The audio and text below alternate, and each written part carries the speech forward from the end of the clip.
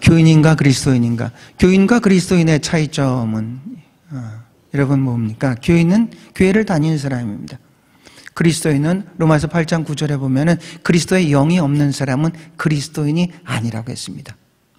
그러니까 교인 가운데에서 그리스도인이 있고 또 외부에 있다고 해서 그 사람들이 다 비그리스도이냐? 그렇지는 않습니다. 외부에 있더라도 그리스도의 영이 그 안에 계신 분들은 다 그리스도인이겠죠.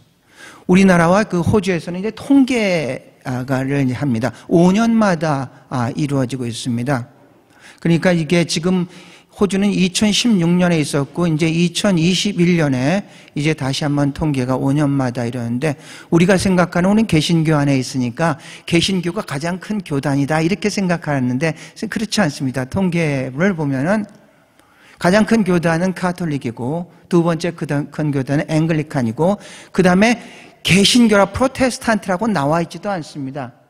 아덜 크리스찬 이 정도로 이렇게 나왔습니다. 아덜 크리스찬이라는 것은 동방정교도 있고요. 거기에 개신교도 있고요. 뭐 여러 교회들이 이제 많이 있죠. 많이 있습니다. 그걸 다 합해가지고 나온 통계입니다. 이 가톨릭이 여기는 원래 아직도 영연방이라고 이렇게 되어 있죠. 영연방이기 때문에 영연방은 잉글랜드의 국교입니다. 영국의 국교가 앵글리칸이 아니고 잉글랜드의 국교가 앵글리칸입니다. 그래서 영연방이기 때문에 여기에서 처음은 이제 거기가 이제 성공회 분들이 와서 이제 엄청 높은 퍼센테이지를 가졌죠. 호주의 인구의 유입을 보면 한 세 가지로 나눌 수 있습니다. 1850년에 골드러시가 있었대. 그때 인구가 많이 왔었습니다. 그 다음에 1901년에 이제 오스트레일리아를 출발하면서 여기에서 정책이 뭐냐면은 백호주의를 폈습니다. 그러니까 우리는 백인들만 받아들인다. 이게 이제 계속해서 지속이 됐죠. 그래서 다른 나라에서는 여기에 어떤 백인이 하는 사람들은 굉장히 오기가 이제 힘든 나라가 됐습니다. 그러다가 2차 대전을 마치고 2차 대전에서 일본이 거의 본토까지는 침입을 안 했지만 다윈 같은 데는 폭격을 했고 또 여기에 시드니 하버는 이 잠수함이 들어올 정도로 이제 위기의식을 느끼다 보니까 이 호주에서 우리도 인구가 필요하다. 이민의 문호를 좀 열어야겠다. 그래서 이민의 문을 이제 2차 대전이 끝나고 이제 문을 엽니다. 그게 한 1950년대부터 이민의 문을 여는데 그런데 조건이 있습니다. 백인들에게만 열었습니다. 그러니까 동유럽 쪽에서나 못 사는 나라에서 이제 이민이 대거 오기 시작했죠. 이민이 대거 오기 시작했는데 그 못 사는 나라 이제 그런 데서 오는 이민자들이 대부분이 카톨릭이었습니다. 그래서 이제 그 전까지는 이제 이게 대다수가 이제 앵글리칸 성공회였습니다. 그래서 가톨릭들이 오면서 이분들이 가족을 데려오고 그러면서 가톨릭이 이제 증가를 해서 1980년부터는 이제 이게 통계가 이제 바뀌게 됐습니다. 80년을 기점으로 해서 이제 가톨릭이 제1교단이 됐고 그 다음에 앵글리칸이 제2교단이 됐고 나머지 아덜 크리스찬 그러니까 우리가 개신교니까 개신교가 엄청 클 거라고 생각하는데 이 호주 인구에 비해서는 개신교는 그렇게 큰 세력이 아니란 얘기입니다. 5년 전에 통계를 할 때는 여기는 안 나왔군요. 한 2,300만이었는데 오늘 아침에 오기 전에 호주 통계를 보니까 2,600만이 조금 안 됩니다. 2,600만이 조금 안 되는 상태입니다. 이제 아마 이 통계에서 여기에서 보면 크리스찬이 52%, 인구의 52%가 크리스찬이라고 되어 있는데 내년에 하는 통계는 이제 아주 50% 밑으로 아마 크리스찬이 이제 떨어질 거라고 이제 예측을 할 수가 있습니다. 그래도 크리스찬이라고 이렇게 이제 인구조사할 때 틱을 할 때 그 사람들이 교회를 열심히 다녀서 크리스찬이냐? 사실은 그거는 아닙니다. 정말로 교회를 정기적으로 다니는 사람은 8% 이내라고 합니다. 그럼에도 불구하고 우리 아버지가, 우리 국가가, 내가, 우리의 가문이 크리스찬이니까 나도 크리스찬이야. 이렇게 해서 이제 틱을 하게 된 거죠. 이게 어쩐 호주의 지금의 현장인데 우리 한국에서는 이제 올해 지금 이제 인구 통계 조사를 이제 하고 있습니다.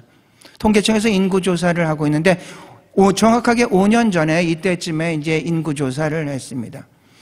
인구 조사를 할 때 여러분 인구 조사의 어떤 질문을 보면은 그 시대의 상황을 갖다가 대충 예측할 수가 있습니다. 인구 조사는 1925년에 처음으로 우리나라에서 실시가 됐습니다. 1945년에 그러니까 매년 5년이나 5자나 공짜로 될 때 우리나라는 인구조사를 하게 되죠. 1945년에 해방이 되고 나서 질문이 이제 몇 가지가 많이 달라졌습니다. 징용 갔다 온 적이 있느냐? 뭐 이런 질문이었습니다. 그러니까 그 시대를 방영하죠. 1950년에 이제 6.25 전쟁이 끝나고 나서 55년에서는 혹시 부상당한 자가 있느냐? 뭐 어떻게 그 6.25 때 돌아가신 분들이 있냐? 뭐 여러 가지 그런 시대에 반영되는 이제 질문을 합니다. 이민자들이 많이 왔어요. 그러니까 새로운 이주민들이 왔을 때 혹시 어느 나라에서 왔느냐? 이런 질문들도 이제 있습니다. 인터넷이 2000년도에 급속도로 가니까 질문에서는 인터넷을 사용하고 있느냐? 이런 질문도 이제 생깁니다. 이번 통계에서는 우리가 아주 특별한 게 그동안에 없었던 게 한 가지가 들어갔다고 합니다. 무슨 통계가 들어갔을 것 같습니까? 질문 중에서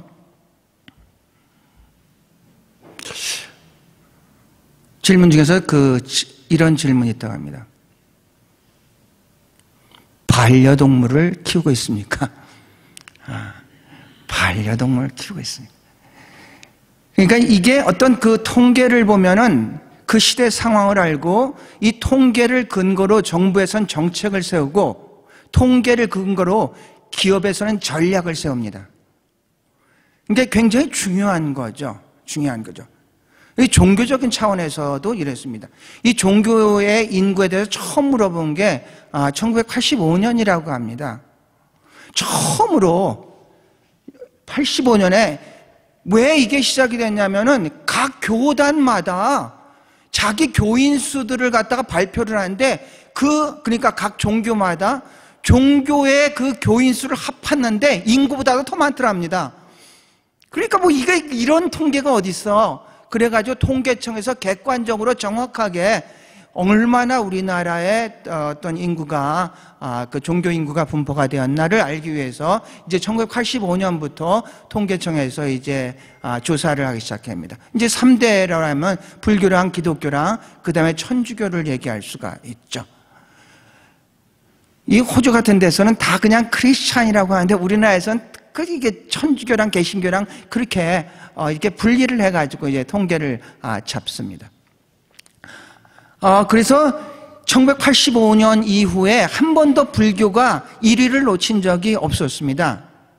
그런데 지난 마지막에 2015년에 통계를 보면은 이것은 통계청은 어떤 기독교인이 하는 것도 아니고 가장 객관적으로 이렇게 하는 겁니다. 2015년에 한국 기독교는 굉장히 어떤 세상의 지탄을 받았고 교인들의 숫자는 급감하고 있었던 그런 시대였습니다. 그래서 통계청에서 이제 조사를 할 때 아마 우리는 스스로 1000만 크리스찬이다 이렇게 막 하지만 사실은 굉장히 이제 약해질 것이라고 생각을 했는데 놀랍게도 2015년에 통계는 최초로 개신교가 한국 종교 인구의 1위를 차지를 하면서 개신교 인구 자체도 한 120만 정도가 이렇게 늘은 걸로 이렇게 통계가 나왔습니다. 이 통계를 보고 가장 놀란 사람들이 누구였습니까? 그렇죠. 기독교인입니다. 우리 그렇잖아요. 기도하고 응답받으면 가장 놀란 게 자기야. 그런 거 있어요. 들었네, 막 이런 것처럼요. 그래서, 도대체 이게 어떻게 된 거야? 우리 실질적으로 분명히 교인들은 줄고 있고, 그게 어떤 현실인데, 통계에 보면 120만이 늘었다니까 무슨 얘기야? 해서 자체적으로 조사를 해보니까, 이제 크게 두 가지의 요인이 있었다고 합니다. 하나의 요인은 어떤 이단들이 굉장히 성장을 했다고 합니다. 여러분, 우리가 이단이 성장하면 이단을 막 지적을 하는데 사실은 정통이라고 하는 교단에서 문제가 자꾸 있기 때문에 이 사람들이 그쪽으로 가는 겁니다. 그러니까 이 이단이 자꾸 이게 성장하는 거에 직접적인 원인은 이 정통이 정통이라는 역할을 감당하지 못하기 때문에 그들이 성장을 하는 겁니다. 그래서 이단들이 굉장히 많이, 이분들은 굉장히 또 어떤 적극적으로 어떤 공격적인 전도를 하거든요. 그러다 보니까 그렇지 않아도 마음이 상하고 낙심되고 막 그런 사람들한테 이제 그런 전도 방법이 이제 먹혀 들어가는 거죠. 그래서 첫 번째로 이유는 뭐 이제 이단들이 성장하고, 두 번째 이유를 보면 이제 가난한 교인들이 많이 늘었다고 합니다. 가난한 교인들.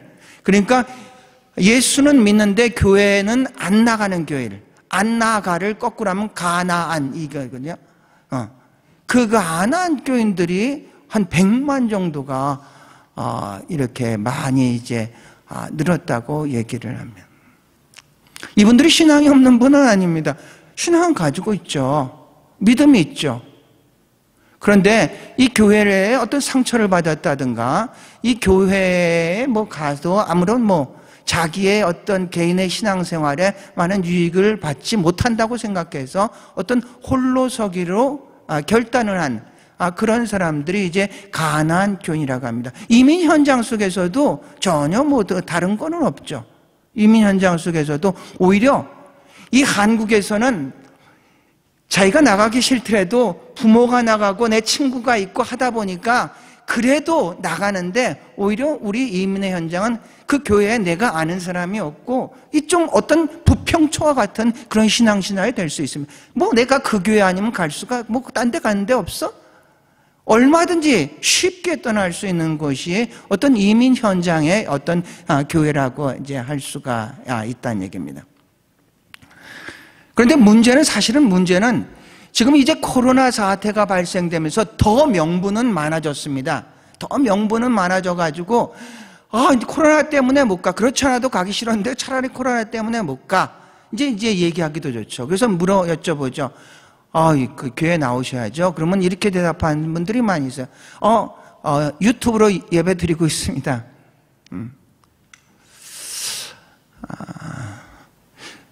제가 요새 한국에서 하는 그 어성경이라는 이제 프로그램을 구세군 이제 지방에서 하길래 이제 요청을 해서 나도 좀 거기에 좀 껴달라. 그래가지고 거기서 이제 듣고 있습니다. 이게 시차가 2시간 차다 보니까 이게 밤 10시에 시작을 해가지고 1시간 반을 하는데 이제 굉장히 이제 조금이 피곤하죠. 이제 그래서 이제 어성경에 이제 이제 듣고 있는데, 그런데 문제는 그렇습니다. 만약에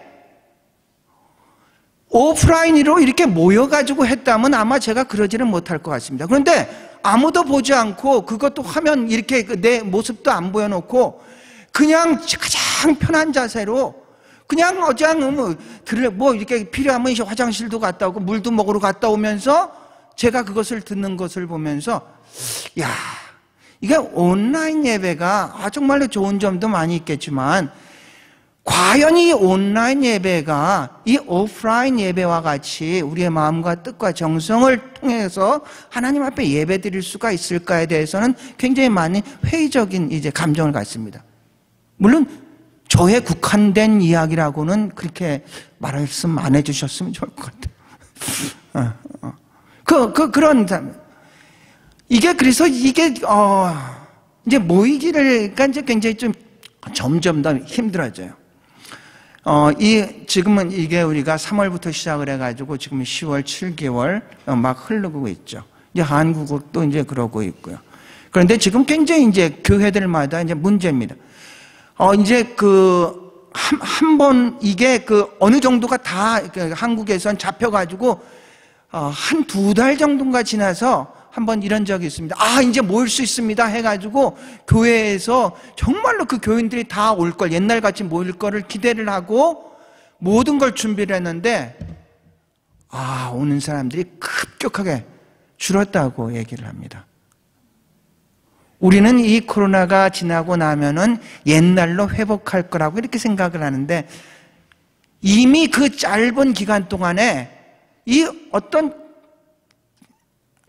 예배의 어떤 그 편안함 같은 거를 갖다가 온라인을 통해서 익숙해지다 보니까 오히려 나가는 것들이 부담되는 그런 이제 어떤 시간들이 흐르고 있다는 얘기죠. 그래서 가난한 성도들이 아마 이 코로나가 끝나더라도 굉장히 더 늘을 거라고 예측을 합니다. D.L. 모디한테 그 유명한 전도자이죠. 그분은 사실은 목사 안수는 안 받았어요. 그래서 D.L. 모디 목사님이라고는 할 수는 없습니다. 그분은 목사 안수를 안 받았고 초등학교 5학년 정도뿐이 안 나왔는데 정말로 열정적으로 어떤 세계적인 그 전도자로서 이제 하나님께서 이제 사용하셨죠. 그런데 이분한테 그 어느 청년이 와가지고 겨울날 그때는 뭐 굉장히 그 석탄을 떼던 그런 겨울날 와서 목사님, 목사님이 아니죠. 뭐라고 해야 되나? 목사님이라고 하죠. 제가 그냥 교회 안 다녀도 되지 않습니까? 왜 꼭 교회를 다니면서 신앙생활을 해야 됩니까? 교회 안 다니고 저 혼자 잘할 수 있습니다. 성경도 읽고 예배도 드리고 잘할 수 있습니다. 교회 안 다니면 안 되겠습니까? 그러니까 D.L. 모디가 아무 말도 안 하고 옆에 있는 석탄을 다 이제 갇힌 석탄을 한쪽으로 이쪽에 하나만 이 바깥으로 흙으로 빼놓으라고 그랬습니다. 그래서 이게 청년이 그것을 딱 빼놓으니까 같이 있었을 때는 막 탔는데 따로 떨어지니까 금세 식어버리는 겁니다. 그러니까 그 D.L. 모디가 다시 청년한테 얘기하죠. 다시 그걸 원위치로 집어넣어주게. 그러니까 다시 원위치로 가니까 다시 그게 이제 타기 시작하는 걸 봅니다. 그러니까 이 청년이 아무 말도 안 하고 목사님, 알았습니다. 그리고 이제 갔다고 합니다. 가난한 교인들 가운데에서도 정말로 신앙생활 열심히 하고 어떤 믿음으로 사는 사람들도 있지만 대충 통계를 보면은 이제 혼자 그렇게 한다는 게 이제 쉽지가 않다는 얘기입니다. 두 번째로 우리가 생각할 것은 문화적 교인에 대해서 잠깐 생각. 이 문화적 교인이라는 것은 작년에 제가 9월에 그 구세훈 사관 27명인가 해서 그 요르단과 이스라엘에 이제 성지 순례를 갔죠. 그리고 우리는 단순히 관광이 아니기 때문에 어떤 그 삶의 현장 같은 것들을 우리가 보고 그것들을 통해 가지고 우리가 어떤 설교나 어떤 우리의 신학의 방향 같은 것들을 갖다가 한번 생각해 볼 수 있는 그런 어떤 계기가 됐습니다. 그런데 우리 베들레헴은 이제 이스라엘과 이제 구분돼. 베들레헴 팔레스티니안 지역입니다. 그러니까 팔레스티나 이제 무슬림 사람들이 살고 있는 지역이고 거기에 장벽이 있고 저쪽은 이제 이스라엘 사람들이 살고 있습니다. 예루살렘에서 베들레헴 한 10km도 안 되지만 거기까지 가는 것은 굉장히 먼 길이죠. 그래서 베들레헴에 가서 거기서 민박을 했습니다. 거기에서 크리스찬 집에서 이제 민박을 했습니다. 이 크리스찬 집에 민박을 하는데 바깥에 막 불빛이 막 이렇게 번쩍번쩍하고 하죠. 저게 뭐냐고 물어보니까 이제 라마단 축제 기간이라고 얘기를 하더군요. 이 베들레헴의 지역적인 특성 때문에 그런지 몰라도 여기에서 한 40% 정도가 이제 크리스찬입니다. 그래서 크리스찬과 이제 무슬림과의 관계는 아주 평화롭게 잘 지냅니다. 크리스찬은 무슬림의 어떤 라마단의 축제에 참석을 하고 무슬림들은 크리스찬의 크리스마스의 축제에 참석을 해서 서로가 이제 어떤 종교 간의 갈등이 없이 이제 공존을 하면서 그렇게 이제 잘 살아갑니다. 그래서 어떻게 이 사람들은 자기가 크리스찬이라는 것을 갖다가 이제 인식을 하냐면 자기 부모님이 크리스찬이니까 나는 크리스찬. 이런 식으로 이제 인정을 하는 겁니다. 그러니까 어떤 신앙이라는 것은 하나님과의 개인적인 1대1의 관계가 아니라 우리 부모님이, 우리 국가가, 우리 민족이 그래서 나는 거기서 태어났으니까 나는 크리스찬이고 나는 무슬림이야. 이제 이런 식으로 이제 인정을 하고 있는 겁니다. 한 번은 무슬림을 전도한 적이 있었습니다. 무슬림을 전도를 했는데 이 친구를 가만히 보더라도 무슬림에는 5가지 우리가 10계명 있는 것처럼 교리가 있습니다. 첫 번째는 반드시 알라만을 섬겨라. 2번째는 자비를 베풀어라. 3번째는 라마단을 지켜라. 4번째는 성지순례를 메카를 반드시 살아서 한번 가야 된다. 5번째는 하루에 5번 기도를 해라. 이 5가지의 어떤 교리가 무슬림한테는 있어요. 근데 이 친구는 전혀 그런 거를 전혀 지키지 않고 그냥 말을 하지 않으면은 이 친구가 무슬림인가 뭔지는 모를 정도로 그렇게 생활을 하고 있는 친구인데, 그런데 자기는 무슬림이라고 얘기를 합니다. 왜 너는 무슬림이냐? 우리 아버지가 무슬림이야. 난 무슬림 국가에서 태어났어. 이렇게 이제 자기의 어떤 문화적인 배경, 어떤 국가적인 배경, 어떤 가족의 내력을 통해서 자기가 무슬림이냐 크리스찬이라고 얘기를 한다는 얘기죠. 우리 교회 내에서도 사실은 사람은 마찬가지입니다. 교회 내에서도 자기가 크리스찬이라고서 얘기를 하는 것은 분명히 크리스찬은 그리스도의 영이 안에 계신 분만이 크리스찬이 이게 성서적인 크리스찬인데, 그러하지 아니하고 우리 엄마가 믿으니까 나 크리스찬. 중세 때 사실은 그랬습니다. 중세 때는 왕이 크리스찬이라는 건 다 기독교, 왕이 카톨릭이다 그러면 카톨릭, 왕이 나 우리 동방정교회 할 거야 그럼 다 동방정교회 교인, 이렇게 변했습니다. 우리가 개신교가 이제 카톨릭에서 분리되기 전에 먼저 한 번 분리가 있었습니다. 기독교 내에서 이 서방교회는 카톨릭이고 동방교회는 정교회인데, 이게 한 번 1054년에 분리된 적이 있었습니다. 그 분리된 여러 가지의 원인 중에 신학적인 원인도 있었고, 어떤 언어가 다릅니다. 저기는 라틴어를 쓰고 여기는 그리스어를 쓰고, 언어도 다르고 문화도 다르고. 근데 그 중에 하나가 이 불가리아라는 나라인가, 이 나라가 원래 이게 지역적으로 동방정교회인데, 그런데 이 나라가 갑자기 왕이 무슨 이유인지 몰라, 우리 카톨릭 할 거야, 이래서 그 어떤 영토의 문제도 이제 거기에서의 분리의 하나의 이제 역할을 하게 되었다는 얘기입니다. 혹시 우리도 우리 아버지가 목사니까 난 당연히 크리스천이지,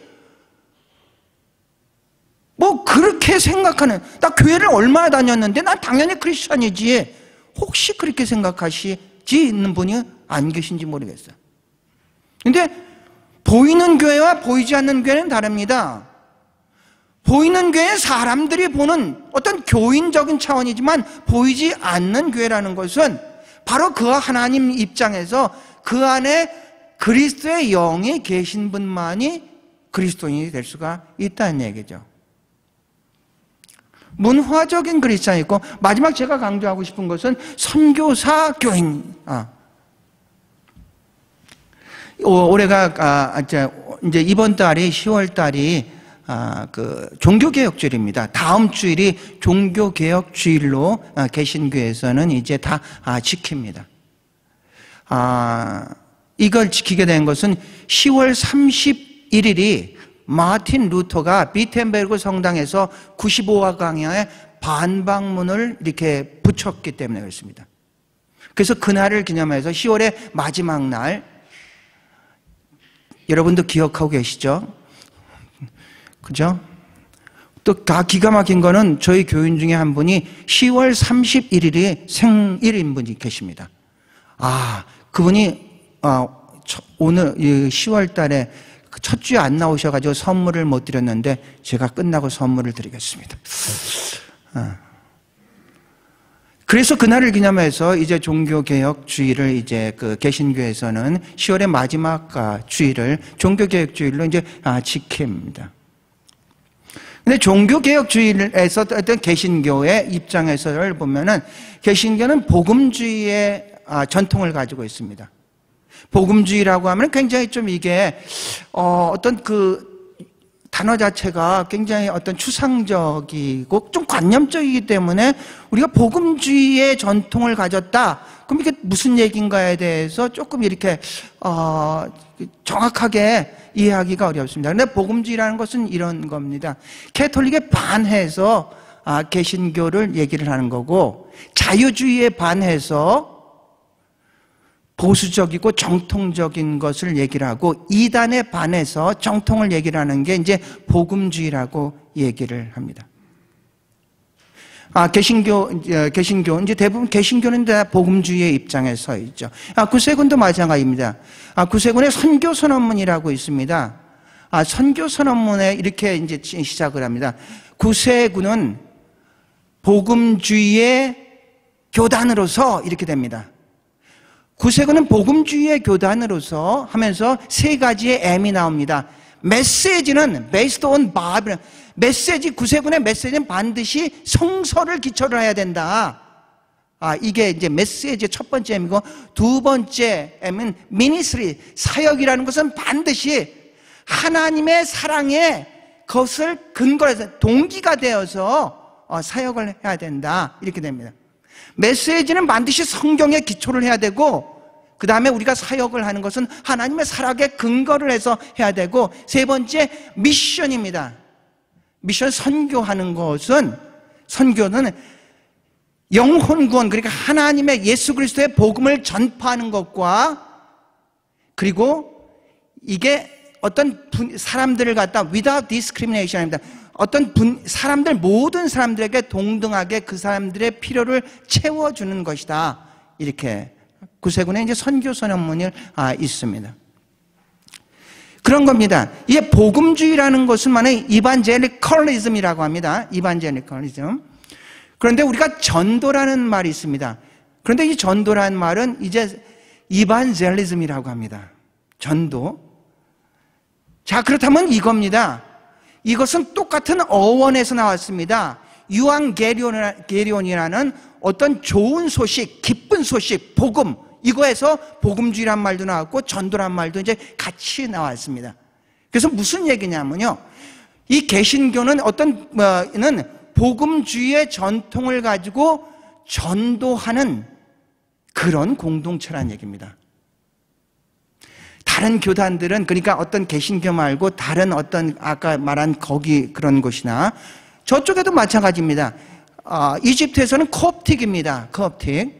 알렉산드리아에 그들의 이제 콥틱이 있어요. 이집트의 인구의 한 10% 정도 좀 미만이 이제 콥틱입니다.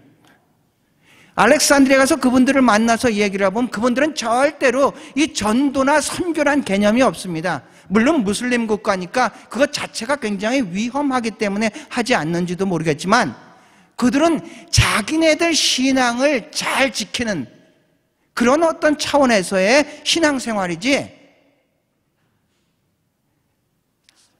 우리가 은혜를 받았으면, 우리가 구원을 받았으면은 이게 구원받지 못한 자들을 위한 구원이라는 것을 그들이 생각하지를 않는다는 얘기입니다. 그런데 개신교의 전통을 보면 복음주의입니다. 이반젤리컬리즘입니다. 복음주의에서 전도입니다. 이반젤리즘입니다. 전도를, 그러니까 복음주의의 전통을 가지고 전도에 초점을 맞춰서 우리가 행동하는 그런 단체란 얘기입니다. 우리가 한 가지 정의를 좀 구분해야 되는 건, 전도와 어떤 선교에 대해서 우리는 혼용을 하면서 이제 계속 이제 씁니다. 여자들이 하는 건 전도, 그래서 여전도에, 남자들이 하는 건 선교, 그래서 남선교에,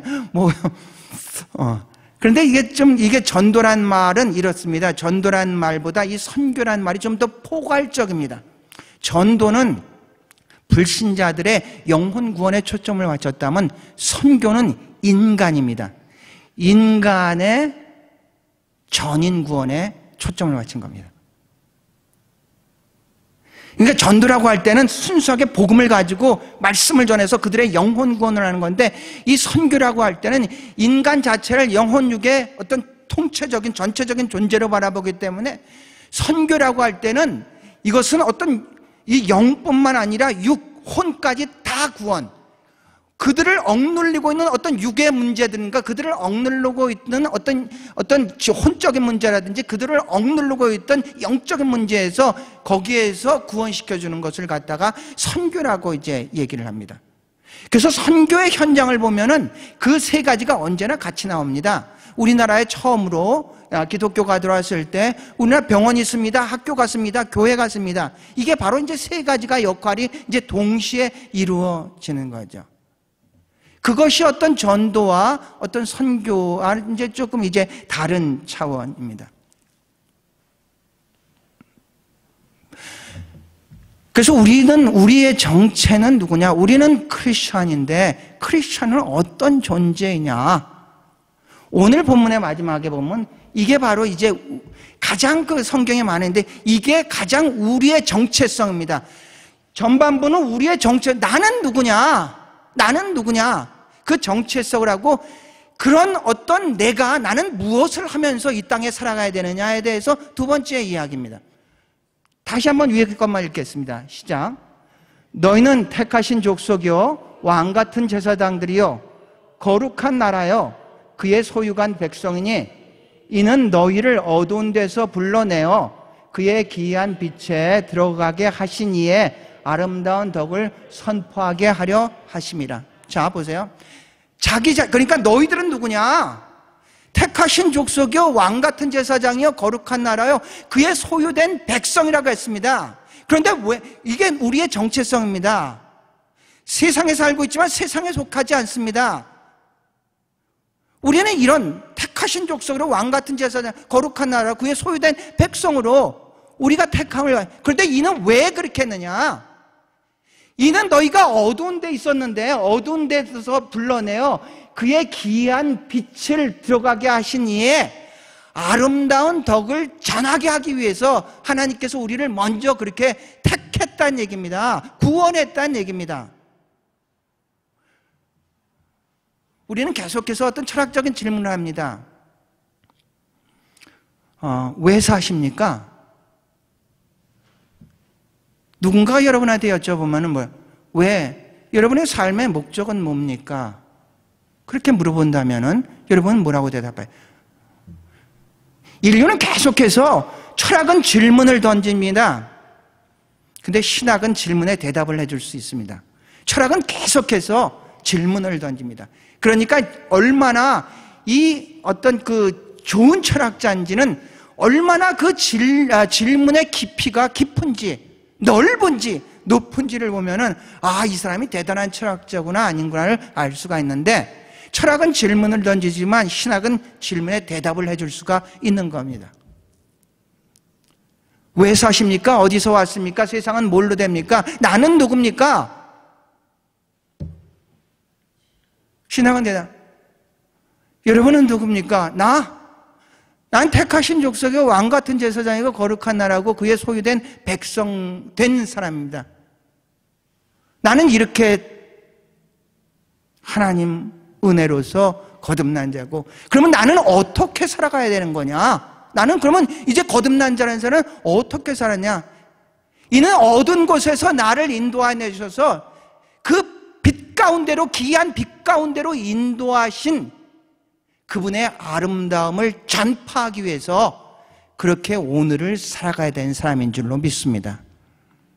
그게 우리의 정체성입니다.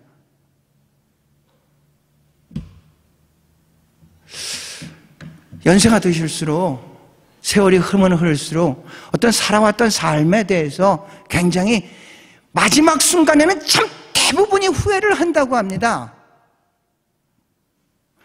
내가 지금 알고 있는 이것을 그때 알았으면 그렇게 결단하지 않고 그렇게 살지는 않았을 텐데